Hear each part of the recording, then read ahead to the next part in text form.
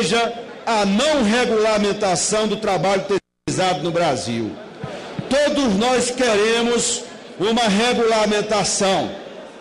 E desde o primeiro momento que nós entramos pelo governo para dialogar com esta matéria, nós temos que dialogar em duas dimensões.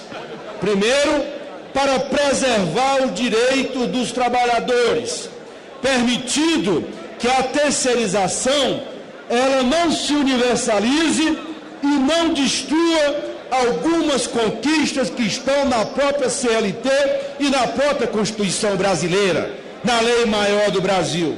Há que ter esse equilíbrio e essa foi a discussão que, por exemplo, as centrais sindicais fizeram com vários líderes da base, especialmente comigo. Nós precisamos regulamentar, mas a regulamentação, por um lado, precisa atender o imperativo daquilo que está na CLT e daquilo que está na Constituição brasileira, que é exatamente a terceirização não pode ser generalizada sem estabelecer normas que não precarize as relações entre trabalho e capital. É muito importante preservar esse imperativo que atende a questão das centrais sindicais. Em segundo lugar, é muito importante também, noutra área, é discutir na questão previdenciária e tributária, diferentemente do que o líder da minoria falou ali, o governo não está propondo aumentar e nem muito menos criar qualquer imposto ou aumentar a arrecadação. O que nós estamos propondo, lá no artigo 17 da emenda aglutinativa, é fazer uma regra que permita com que as empresas contratadas e as contratantes, naquilo que for para reter para o fisco federal, seja feito de forma escalonada, de forma progressiva, sempre prevalecendo a relação harmônica entre o trabalho e o capital. Essa emenda aglutinativa, ela não aumenta recursos, não aumenta a arrecadação, aliás, ela apenas estabelece regras fixas, permanentes, que vão valer para os próximos 10, 15 ou 20 anos. Ajusta sem prejudicar nem quem paga e nem quem é beneficiário dos direitos previdenciários, trabalhistas e da arrecadação tributária. Não há, portanto, do ponto de vista do governo, nenhuma tentativa, e os líderes da base sabem disso, não há nenhuma tentativa de querer burlar ou tentar por vias tortas aumentar a arrecadação do governo federal. Não se trata disso. O que o governo tem dito, nós não podemos diminuir a arrecadação. Tem que fazer uma legislação que conviva harmonicamente, que preserve os direitos, os deveres e, principalmente, preserve aquilo que já está na legislação federal. Terceiro aspecto importante é a questão da responsabilidade solidária ou subsidiária.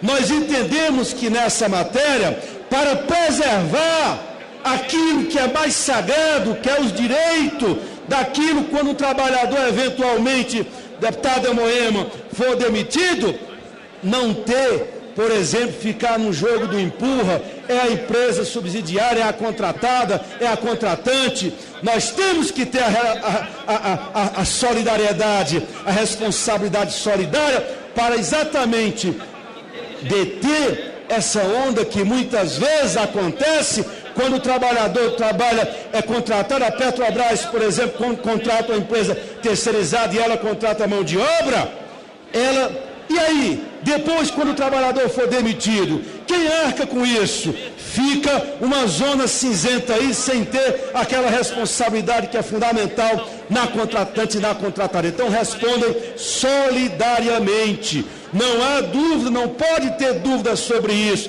porque vai preservar uma regra duradoura que é importante dar transparência, ao mesmo tempo preserva os direitos e dá exatamente as condições para que a empresa contratada e a contratante não burle o fisco e nem burle os direitos previdenciários dos trabalhadores contratados, na questão da mão de obra.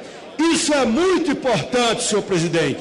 E esses dois destaques, com exceção do artigo 2º, e naquela redução de 24 meses para 12 meses, nós também negociamos isso. Só não está negociado aquilo que está circunscrito no artigo 2º, que é o problema da atividade meio e atividade fim. Devo dizer aqui que a base do governo é dividida nessa questão. E é importante eu explicitar isso aqui. Nós compreendemos a posição do governo de que tem deputados e partidos da base que são contrários a suprimir aquela palavra aplicar e, ao mesmo tempo, ou tirar a atividade fim. Mas é importante dizer que também do governo, a minha opinião é dar acolhida, seja o destaque do PT, seja o do PSOL e seja o destaque também do PPS, porque você preserva, você não quebra, você não generaliza e você constrói uma alternativa razoável para consolidar a regulamentação tranquila, democrática e responsável do trabalho terceirizado no Brasil. Essas matérias, elas são fundamentais para votarmos aqui. Não há por parte do governo nenhuma tentativa, portanto, de patrulhar eventualmente uma liderança ou outra que vote a favor ou contra esse destaque.